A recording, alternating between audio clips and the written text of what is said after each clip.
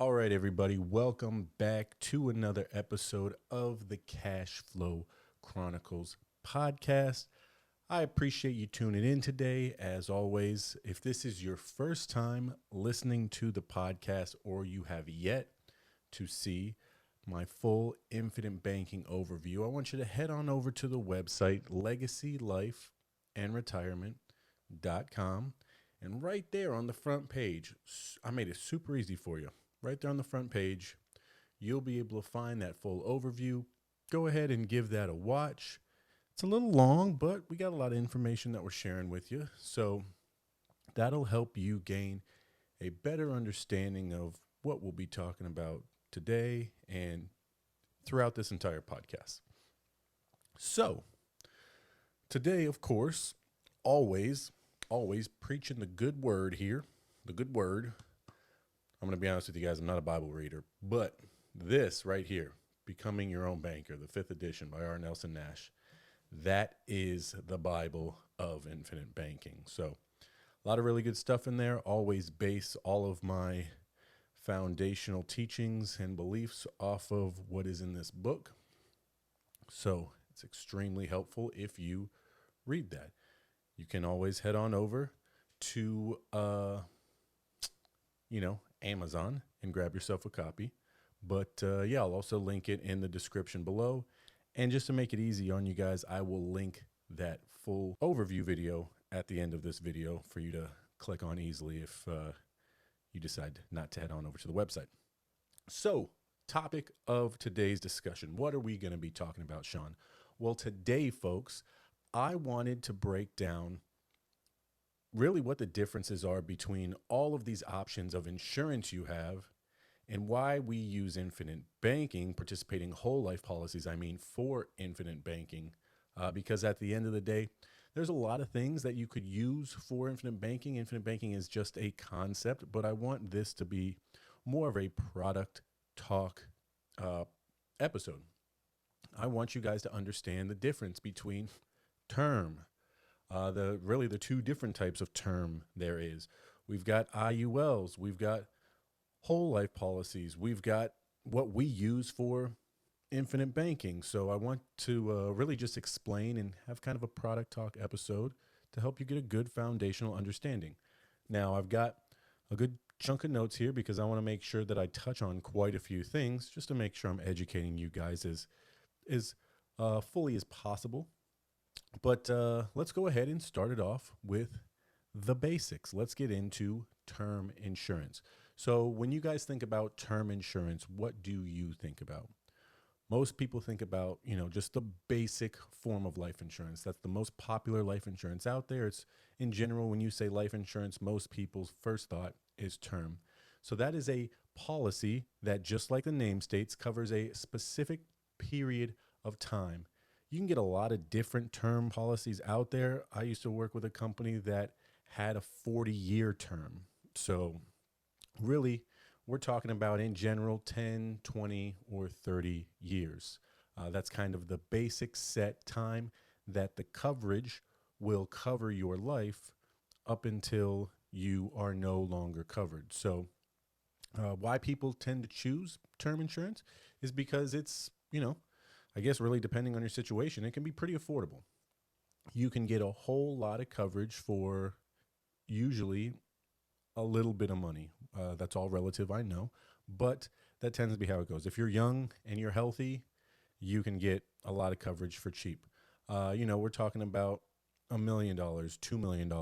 If you went fully underwritten, meaning blood and urine, you could go even higher depending on your human life value, all of those type of things. But basically what they're saying is you have that term, you're renting that coverage, you have that period of time that you're covered.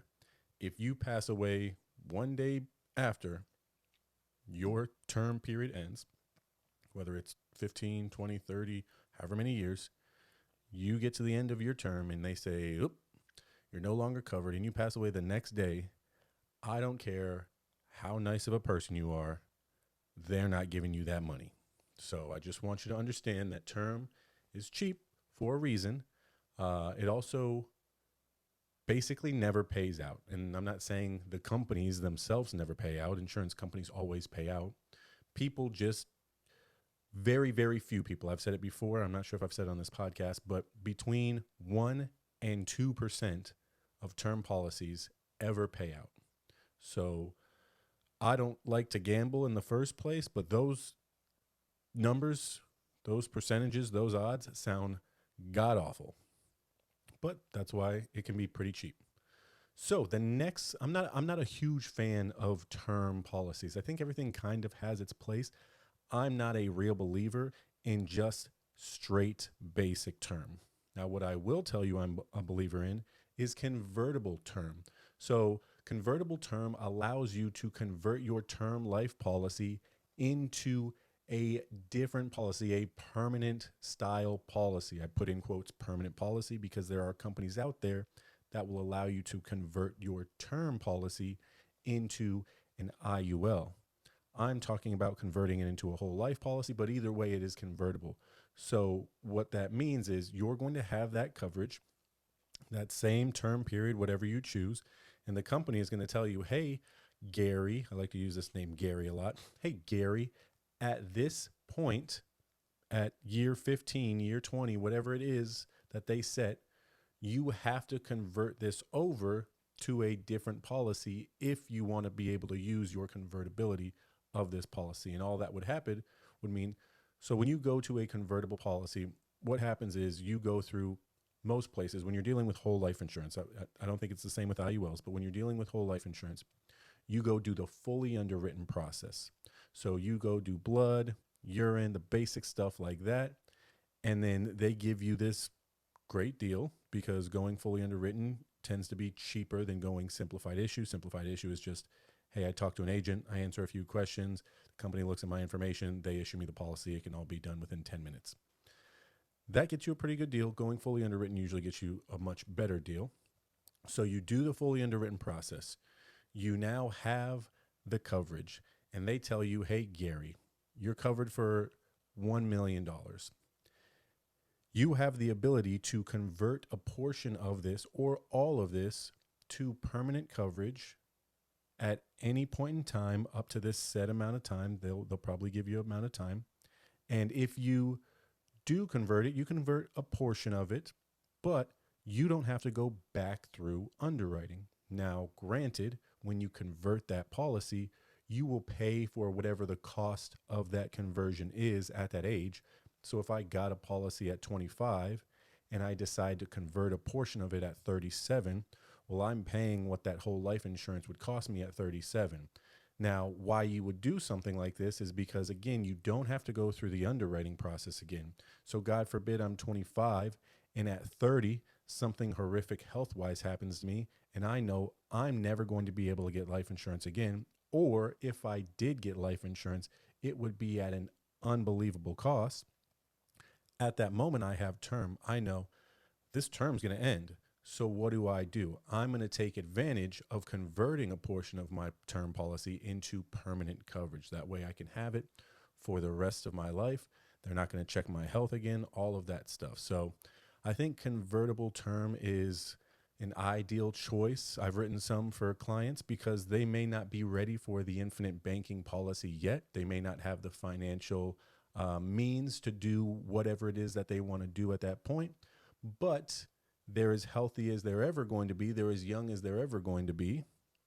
Actually, I hope they get healthier. I hope a lot of people start taking their health more and more seriously, but let's just say they're as healthy as they're ever going to be. Now is the time to get the coverage in place. Now is the time to go through that fully underwritten process so you can lock that in, your guaranteed insurability. And then when you're ready to, whether it's financially, whatever, you can start converting a portion of the total death benefit that you have into that permanent coverage, and we can turn that into your infinite banking policy. So I think there's a lot of flexibility in that because, again, you have a product that you're able to continue to use later in life by converting it. The basic term stuff, again, I think you can switch some of those to IULs, but I'm not a huge fan of that idea. But just term, just simple, super basic term in general, where you rent coverage for a little bit and then it ends. A lot of people will say, well, I think I'm going to be self-insured by the time I'm 65. Yeah, Gary, good luck with that, because you're not going to be self-insured. Most every single person that I talked to that was 65 years old, I think there was maybe one person that was like, I don't need any extra money coming into my family when I pass away. I'm like, you, sir, good for you. That's awesome.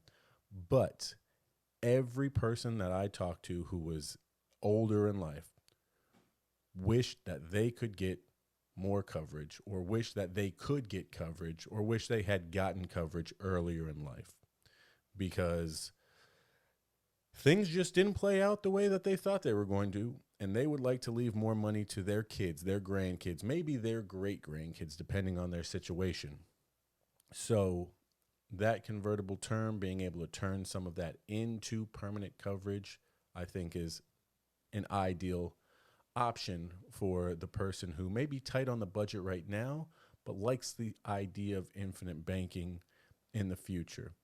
Now, most companies, basically all companies out there, will only let you convert to their product, whatever it is that they offer. So you're not going to go from a mutual trust policy over to a One America policy, something like that. So you just kind of want to know who you're going with as far as the convertible term goes.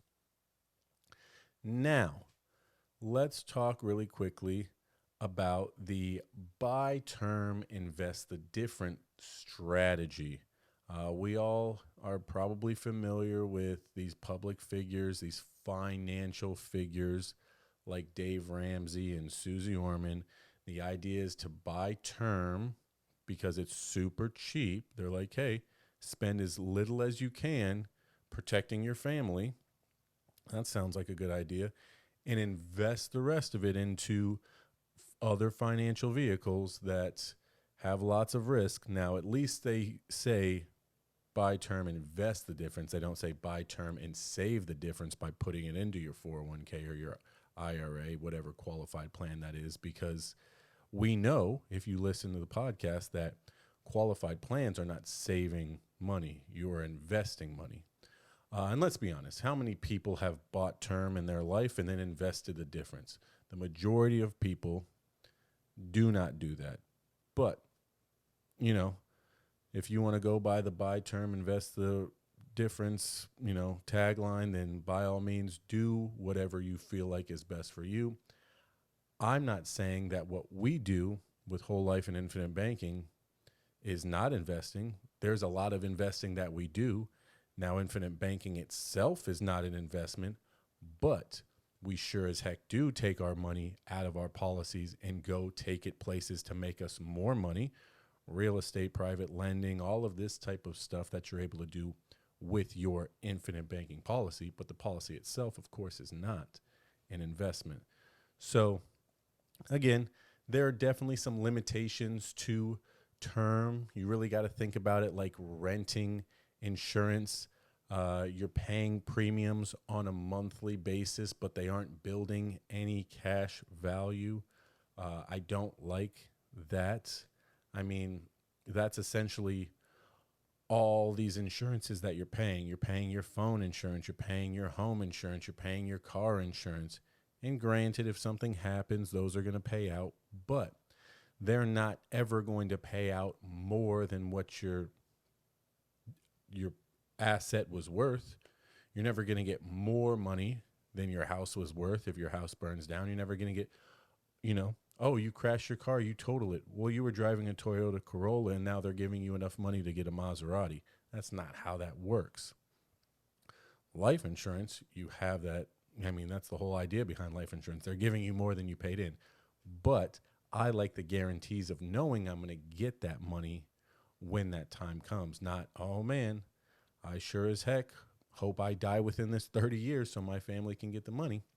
Now you may be thinking to yourself, if you have a term policy, you're like, well, can I just re-up my term? And that's a great question. You sure as heck could. And that's when insurance companies are like, yes, please do that, because we know it's going to cost you an arm, a leg, another arm, basically up to the elbow, and at least your second foot, because that's where they're making a ton of money. So you can get that term at 30 years old, and it could go up until 60. And then you could look at the numbers again and be like, hey, well, I could just get another term, or I could extend it. I could keep it going on an annual basis, year by year. And you're going to see those numbers and you're going to shit your pants, because there's no way that you want to spend $800 to $1,000 a month for something that again, is going to have very little chance of paying out anyways. So, I mean, if you feel like just throwing away cash, by all means, toss it to me. I'll do something positive with it. I'll burn it right in front of you for you, whatever you want to do. But let's be honest. The chance that you're going to want to get another term, that's the chance that you're going to want to get another term at 65 years old is very slim. So yeah, I don't like the idea of renting my insurance. Renewal at a higher cost, like I just mentioned, you're talking about just way higher costs to extend your coverage when you could have just gotten something permanent. So that's where a lot of people, I think, get confused. When you think of whole life, you're like, oh man, it's so much more expensive. Really, it's going to cost the same, except whole life takes you all the way up to 120 years old. So we're talking about a much longer period of time. And come on now, people are living longer. The expectation is for people to continue to live longer and longer and longer. You're paying for a coverage that you're renting for a short amount of time, which is why you're paying a fraction of that, because the company knows I'm not paying this out. I'm paying this guy with the whole life policy, because if he keeps paying, we know we're paying. So big difference between term there, convertible term, which I'm all about. That's the ideal transitional move there. And then kind of what we're doing with these permanent products. So let's talk next about the product that's labeled as permanent, but it kind of falls in between what I would consider a permanent product and not a permanent product.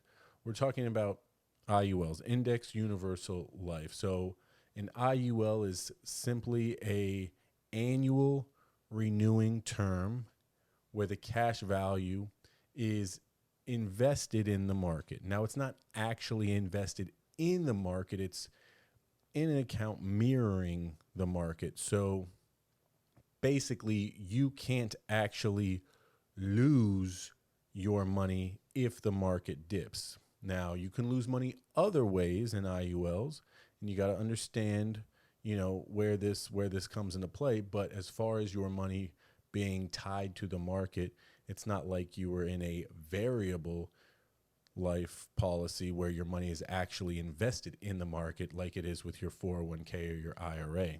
So an IUL is built off an annual renewing term. So the cost of life insurance gets a little bit more expensive, a little bit more expensive, a little bit more expensive every single year, which is something to consider.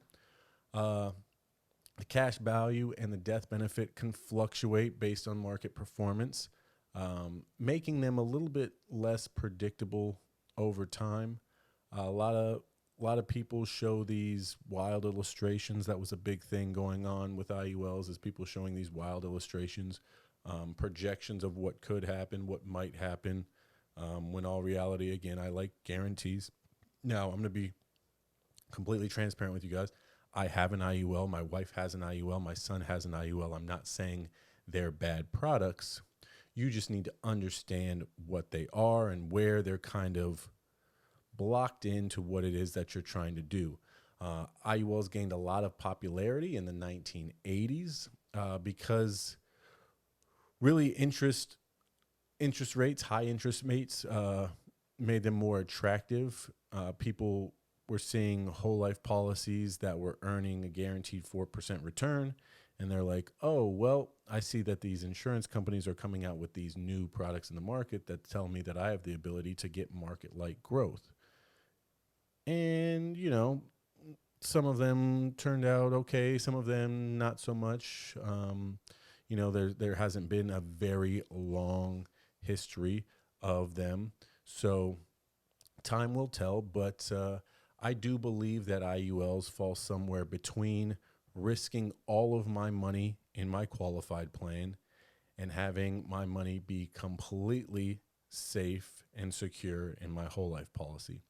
If you're wanting to focus on something where you can put some money and have some better potential returns, again, quotes around potential, and you're not going to be using it like you would an infinite banking policy where you're taking loans and doing all of that stuff, then I would say if it's strictly kind of geared towards retirement, it's a pretty good tool to utilize. I know that they're really great tools to utilize for children because you can get them in that time when they're young, and then potentially once you're out of the surrender period, you could take whatever's cash is in that policy and you could move it into a whole life policy. You have a lot of different options. 1035 exchange, which just means move it from one policy to another. They have to be like policies, so tax-free like an IUL to tax-free like a whole life policy. But some of the things that you want to be concerned about with IULs are the rising cost over time, because the cost of insurance does increase. Now, what they tell you is that with the market growth, that growth in the market and the gain in the cash value that your policy is getting should be able to kind of withstand that, and you should get to a point where you're just really building this massive amount of cash value. But again, at the end of the day, it's not guaranteed.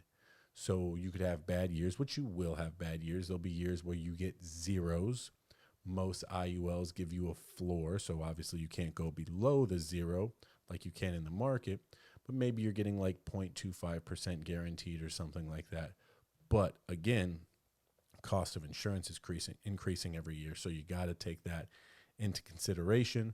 Companies can increase different parts of the contract is not set in stone. Let's just say that. So unlike a participating whole life policy, the contract is the contract. Nothing can be changed. The cost of the insurance can't be changed. All of these different things cannot be changed.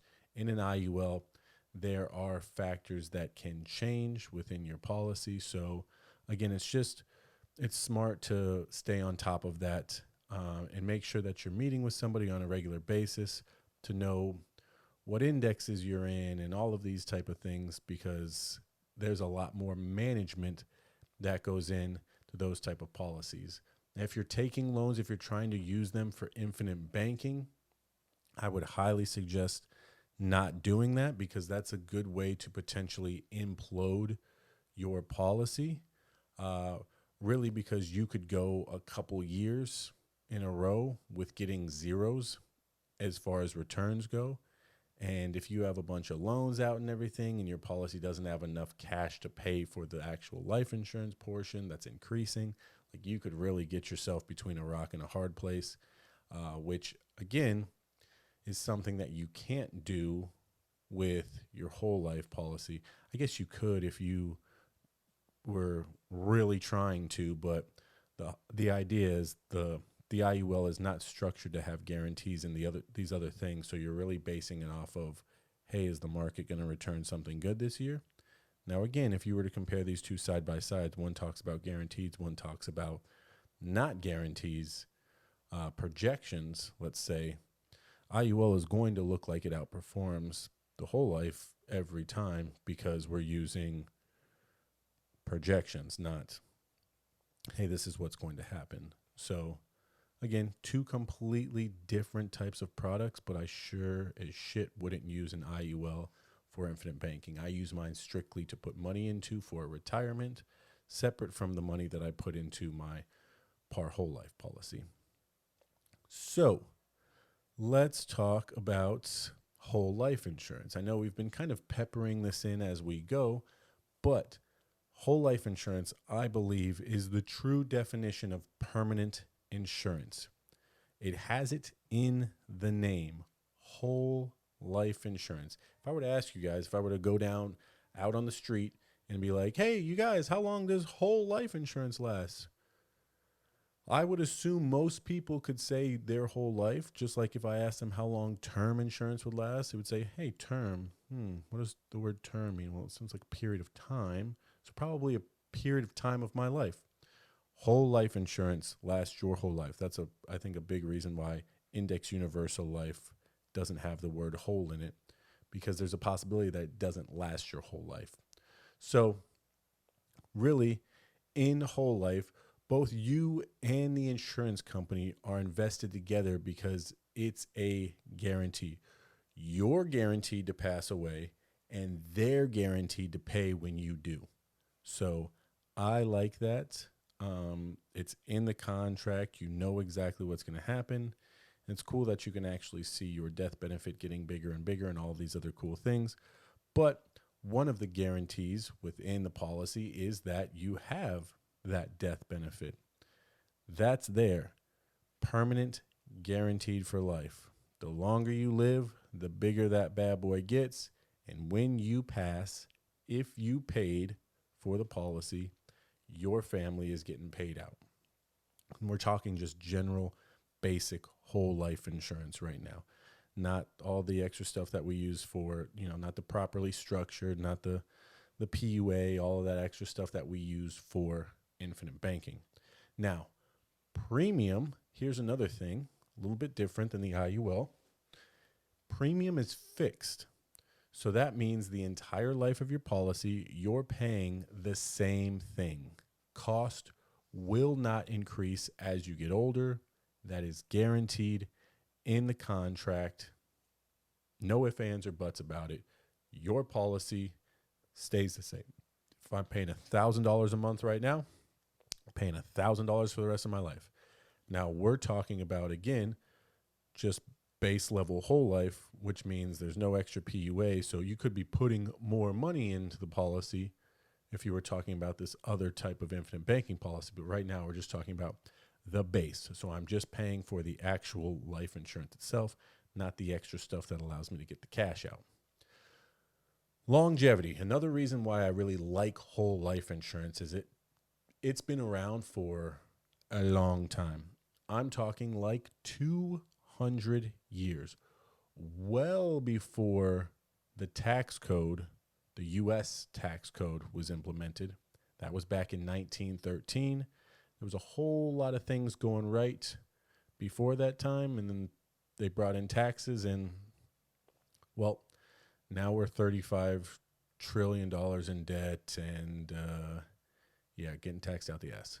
So that doesn't seem to be going very well. But whole life insurance is something that's been around, tried and true, been through the wars, been through the Great Depression, beat its way through taxes. You see very few life insurance companies that ever have any issues going under, anything like that, unlike banks that go under all the time. If an insurance company, I want you guys to be aware of this, if an insurance company does happen to potentially go under, other insurance companies, another insurance company, multiple other insurance companies, kind of depends, will come in and they will basically buy up that insurance company, buy all the policies, all of that stuff. So everybody still has coverage. All that jazz is good. Unlike a bank where, they can just kind of get out of everything and then steal everybody's money and, peace out to Switzerland or something. So I like the history behind whole life. I think there's a lot to stand behind there. So some common criticisms behind whole life is it's often considered to be expensive. And again, we already kind of talked about this. If you're comparing it, I like to say this, compared to what? It's expensive compared to what? If you, as a person, were going to look at purchasing a home versus renting a home, would you say, well, it looks like it's way more expensive to purchase the home because if I purchase it, it's mine forever, and they want like more money for that. Unlike over here, where if I'm looking to rent this home, I'm going to be paying less, but that money is going to basically disappear. I'll never see it again, and it's not like it's building any equity for me. So you need to think about life insurance the same way. Term is cheap because you're not building any equity. There'll be no cash value. Nothing's happening. You are renting that. You do not own it. It costs more to buy a house because that house is yours. You get to build equity. You get to use it forever. You make the rules, all of that stuff. It's yours. Think about this the same with whole life. You're guaranteeing a death benefit be paid out to your family if you die tomorrow or 90 years from now. On top of that, your death benefit is going to increase. You are going to have cash value in your policy. And that in most all cases that I know, you're going to build enough cash value in your policy where the actual life insurance itself has become free, meaning you're going to have as much or more cash in your policy than you actually paid in. So, just kind of like, the house scenario. At some point in time, you're going to sell your house for more money, meaning you're going to make more money than you actually pay. That's the goal. I sure as heck hope you do. Make more money off your home than you actually paid for the home. Same thing with life insurance. So, people are saying, it's too expensive, this, that, or the other thing. Again, compared to what? Would you rather throw your money away and never see any value or return from it again? Or would you rather pay more like a homeowner and actually own an asset that's building cash for you, continuously compounding?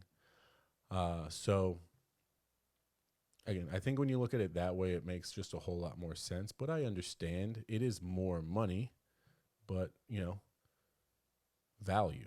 Let's talk about value here. So, let's talk about the importance of policy management with whole life. Worst case scenario that can happen with your whole life insurance policy is not receiving a dividend in a given year. You're going to get the guarantees. There is growth. Guaranteed, no questions asked. The worst thing that's going to happen is they're like, you know what?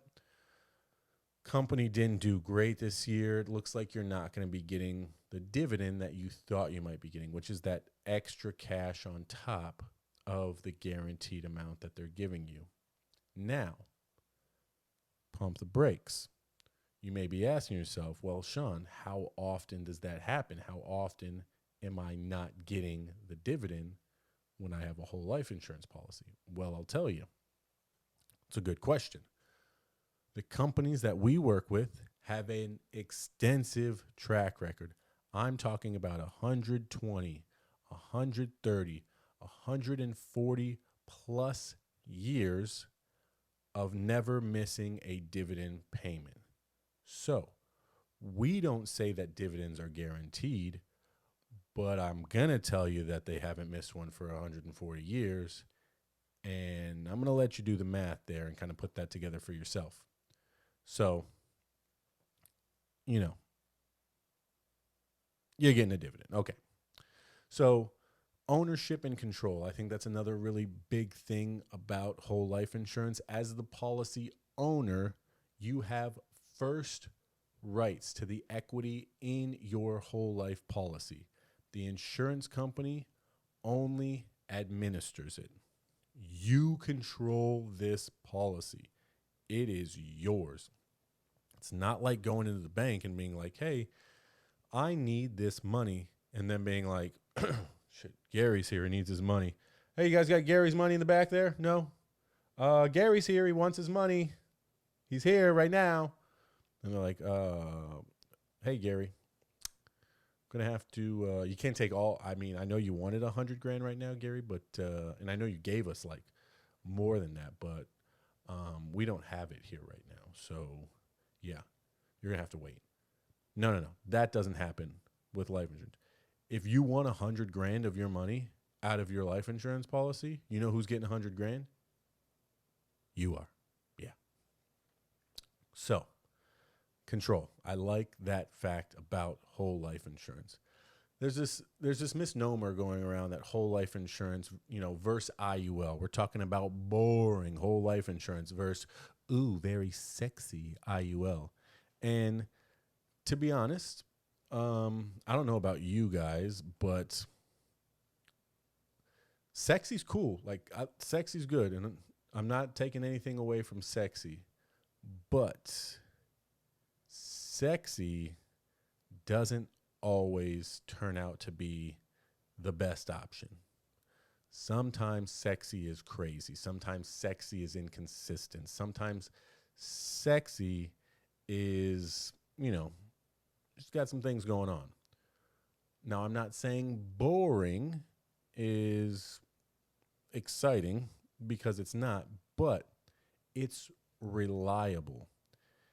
I like guarantees. And the older you start to get, I know I'm still fairly young, but the older you start to get, the more you start to realize, oh, I don't really like risk that much, especially when I'm dealing with my money, especially when I'm getting closer and closer to an age where I don't really want to be working anymore. I would like to have money coming in on a regular basis that I can spend and do stuff with my spouse and my kids and my grandkids and all of that type of stuff. Guarantees start to sound pretty sexy. When you're young, risk sounds sexy. I mean, let's be honest. How many young people are out there doing wild shit? That hasn't been me for a while.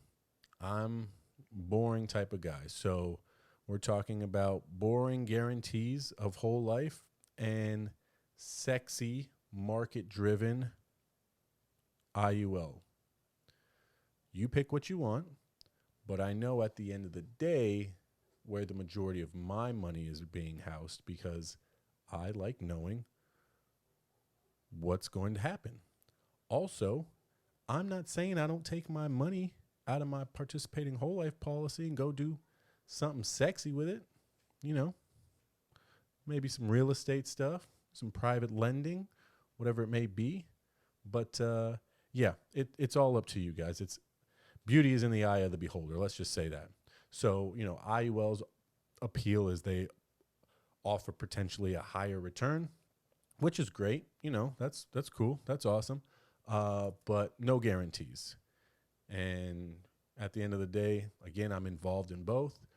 Majority of my money is in one compared to the other. I think me and my wife have put over $100,000 this year into our whole life policies versus, I don't know, $8,000 into our IULs. So you can kind of see the difference for those reasons. So now let's get into infinite banking, because I think this is where things really start to separate themselves. So I want you guys to understand that infinite banking, IBC, the infinite banking concept, is not a product. Sometimes when I make videos, I say infinite banking policy and all that stuff. I say that a lot. I'm referring to my participating whole life policy. Now, if you're listening to things online, you may be hearing people talk about infinite banking, and they're talking about using IULs for it. So you really want to be clear with who's saying what about what type of product. But understand, infinite banking is not a product. It is a process focused on how you manage the banking function in your life. So term life, let's get back to term life for a second, can't be used for infinite banking because it doesn't build cash value. IULs, they can be used for infinite banking, but I would say they're not suitable because the volatility of the investment. It's not stable. It's not a stable financial tool like a whole life policy is. So again, you can use it. People do use them. But, people also do a whole lot of other crazy shit like bath salts and stuff like that. So again, my mom used to always tell me, if everybody's jumping off a cliff, are you going to go jump off a cliff? I guess depends who's doing it, Mom. So no, I never jumped off a cliff unless it was in the water.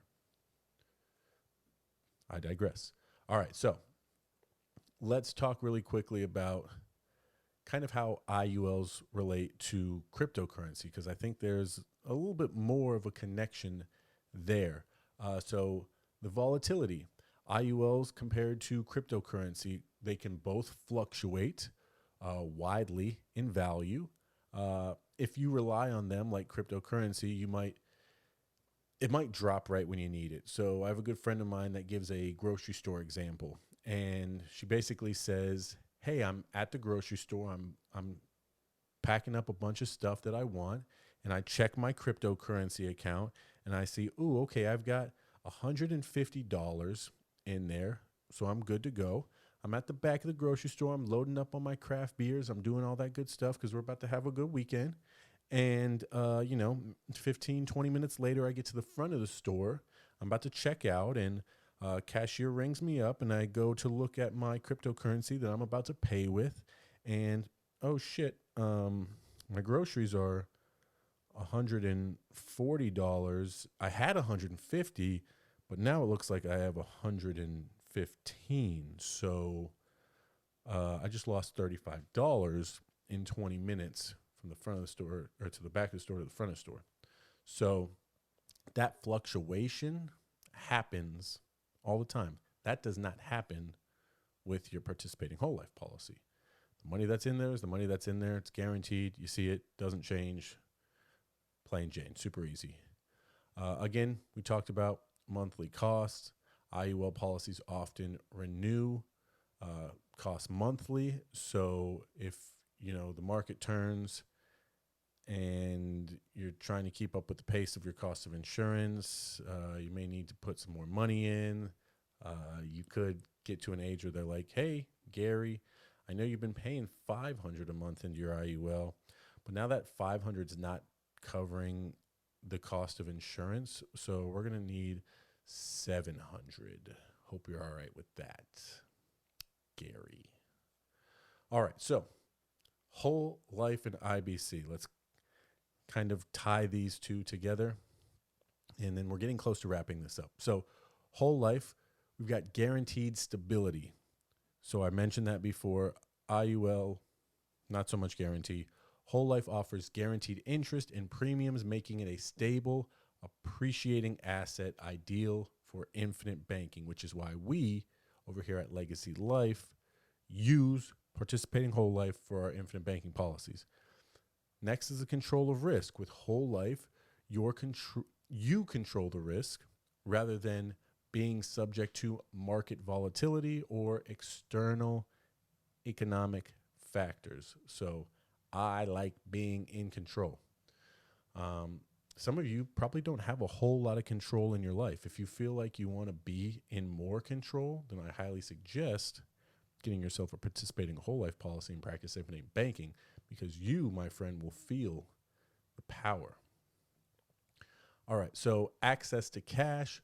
Whole life insurance, you have access to guaranteed cash value. The insurance company will never deny you a loan or a withdrawal of the cash value that's in your policy. So again, it's not like Gary going down to the bank and can't get access to all the money he needs because the bank is doing some shady stuff behind the scenes, lending his money out 10 times over. Your life insurance policy, your infinite banking policy, you will always have access to the cash because you are first in line. You control this thing. Properly engineering whole life policy. So it's very important when we design these, we specifically design them for infinite banking. A whole life policy immediately has access to cash. And when I say immediately, we're talking about within the first 30 days. It's before that, folks. Let's be honest here. But that's how that works. With an IUL, I want you to look at some illustrations, folks. I want you to check out that stuff. You're not going to have access to cash really right away. And if you do, it's going to be a much smaller amount than you would think, because costs are real high at the beginning with IULs. I know that for a fact. Like I said, I have them for myself. So let's see here. Dave Ramsey, let's bring it back to Dave for a second, some criticism. He says that whole life policies can be a bad investment. I say, Dave, you're right. Whole life policies are a bad investment. We are not investing in whole life. We are not investing in insurance. period. What we are doing is we are warehousing our wealth, because I would much rather be in control of my money, a place that doesn't have a run on it. Like, how many times have there been issues with the banking systems? Like I just mentioned, them imploding and all that stuff.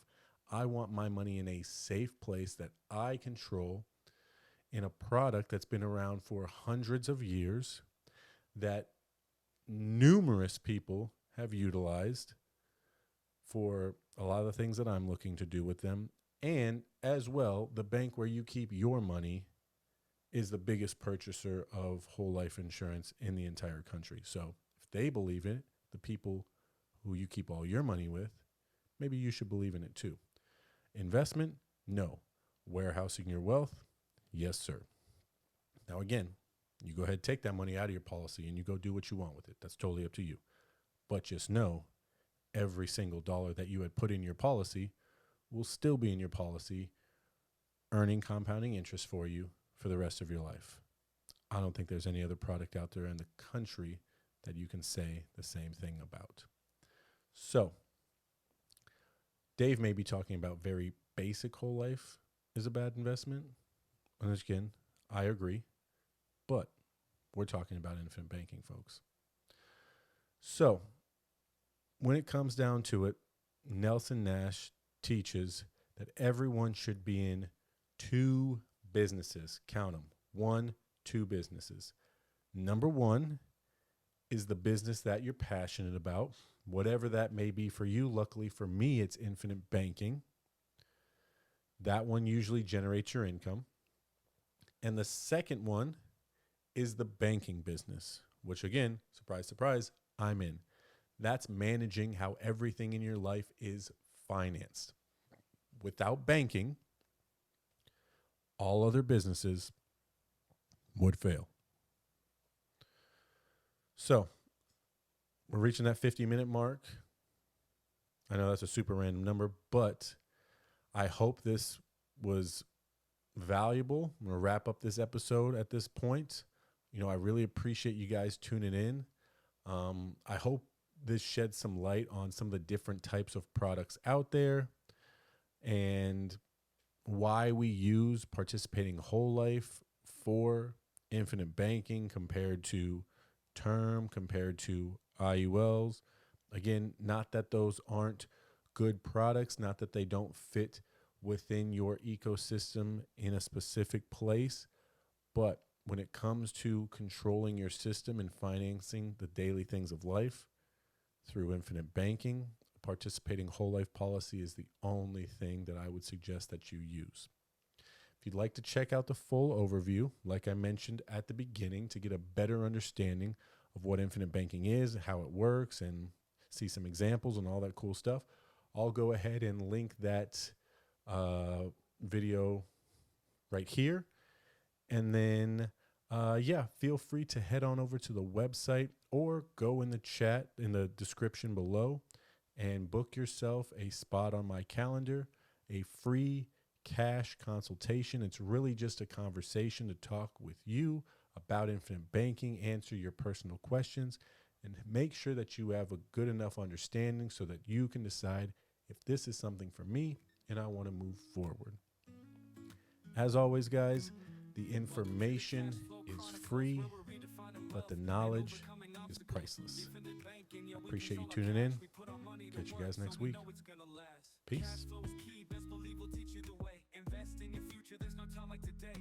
Tune in, rise up, elevate your game. Financial freedom is possible, and it's yours to claim.